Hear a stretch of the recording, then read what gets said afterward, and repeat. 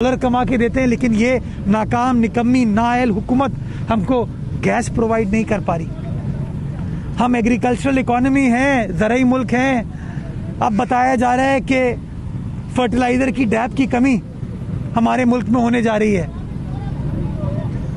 कोई एक चीज़ मुझे बता दें जो कि इनकी हुकूमत में कंसिस्टेंटली ठीक रही है।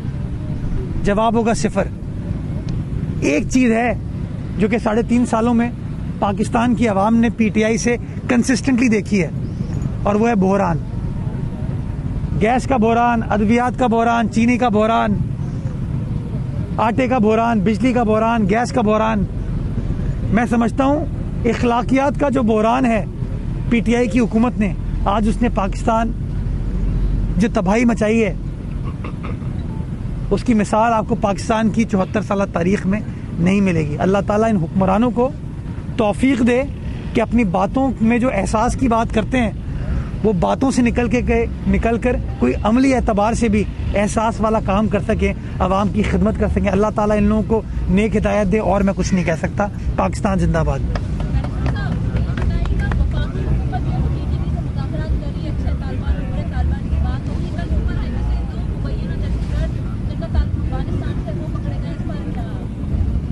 देखें, कार्रवाई कानून के मुताबिक होनी चाहिए, आइन के मुताबिक होनी चाहिए।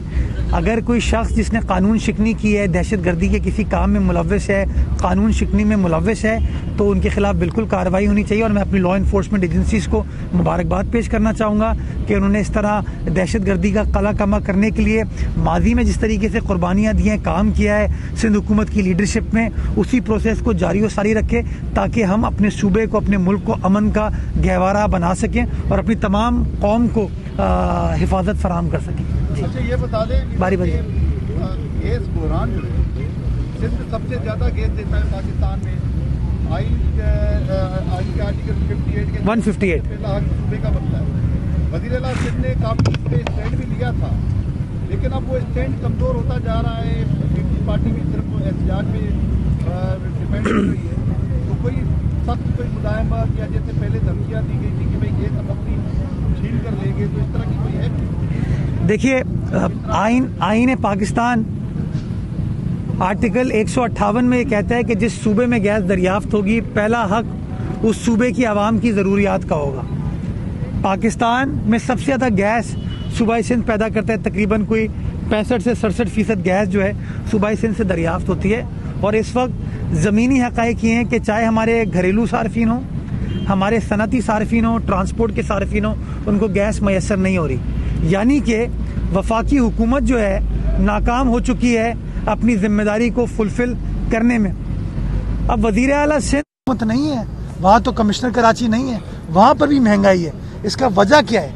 वजह ये है कि वफाकी हुकूमत ने जो अवाम दुश्मन पॉलिसीज़ बनाई हैं उसका नतीजा खमियाजा हम आज इस तरीके से भुगत रहे। मैं बताऊं आपको, सरकारी प्राइसेस जो है ना, अगेन रीजनेबल होनी चाहिए। अगर आपने पेट्रोल की कीमत को 30% इजाफा कर दिया और आपने अंडे की कीमत को अभी भी पुराना रखा हुआ है, तो उसको इन्फोर्स आप कैसे कराएंगे? अब दिक्कत ये होती है, अगर कमिश्नर कराची उन प्राइसेस को बढ़ा दे ऑफिशियली, तो आप मीडिया के दोस्त तनकीद करते हैं कि कमिश्नर कराची ने कीमतों में इजाफा कर दिया। तो ये प्रैक्टिकल डिफिकल्टीज हैं जी। दूध की जो कीमत कमिश्नर कराची ने जारी की है, दूध उस कीमत पर नहीं बिक रहा, इसमें इमरान खान का कोई कसूर नहीं है। अच्छा, मैं आपको बुनियादी वजह ये है ना, हमें समझने की ज़रूरत है। अगर आप बिजली की कीमत में इजाफा करेंगे, खाद की कीमत में इजाफा हो जाएगा, गैस की कीमत में इजाफा हो जाएगा, पेट्रोल की कीमत में इजाफा होगा, तो उस इजाफे का इम्पैक्ट क्या दूध की कीमत पर नहीं होगा? गलती ये है कि कमिश्नर साहब पाकिस्तान भर में जितने भी कमिश्नर हैं वो नए रेट तजवीज़ नहीं कर पाते। और वो तजवीज़ इसलिए नहीं कर पाते कि जिस दिन रेट बढ़ाया, आप मीडिया हाउसेस जो है ना हंगामा शुरू कर देंगे कि कमिश्नर साहब की सेटिंग हो गई है दूध के कारोबार करने वालों से और उन्होंने इसलिए उनको खुश करने के लिए कीमतों में इजाफा किया। तो कहीं ना कहीं मैं समझता हूँ हमें एक बैलेंस क्रिएट करने की ज़रूरत है। आप रॉ मटेरियल की कीमतों को कम कर दें, ऑटोमेटिकली बाकी कीमतों में कमी आएगी। लेकिन ये नहीं हो सकता कि आप रॉ मटेरियल की कीमत को बढ़ाएं और फिर एक्सपेक्ट करें कि आप बाकी कीमतें नहीं बढ़ेंगी। Last question. जी डायरी साहब।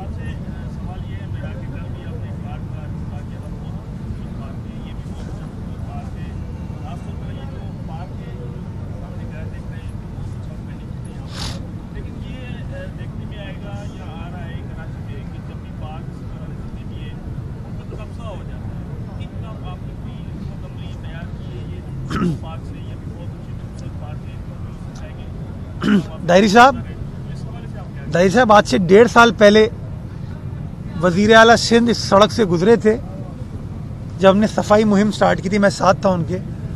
तो ये पूरी बेल्ट की जो सारी शाह फैसल कॉलोनी की आवाम इससे पूछेगा, यहाँ पर शादी हॉल भी थे, कचरा कुंडी भी थी, डेबरी पड़ी हुई थी, ये किसी के ज़ेर इस्तेमाल नहीं था।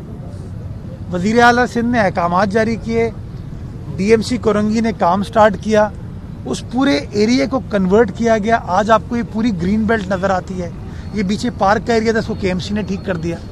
तो मैं समझता हूँ जब नीयत होती है काम करने की तो तमाम काम कर लिए जाते हैं। हमने उन तमाम जो कब्ज़ा था उस कब्ज़े से क्लियर कराया, कचरे से क्लियर कराया और आज शहरियों को ये चीज़ दे दी।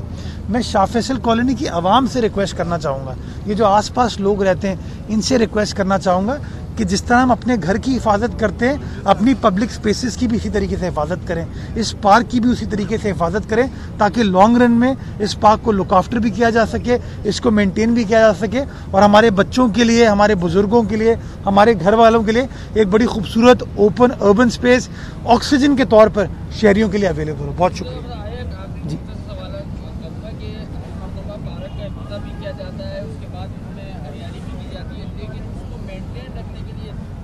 क्या हिदायत देंगे? जैसे अभी आपने पब्लिक को हिदायत दी कि इसका ख्याल रखा जाए, अमले की तरफ से आपको क्या हिदायत दी गई? अमले को यही हिदायत दी गई है कि अपना काम जिम्मेदारी के साथ और एहसन अंदाज से सरअंजाम दे।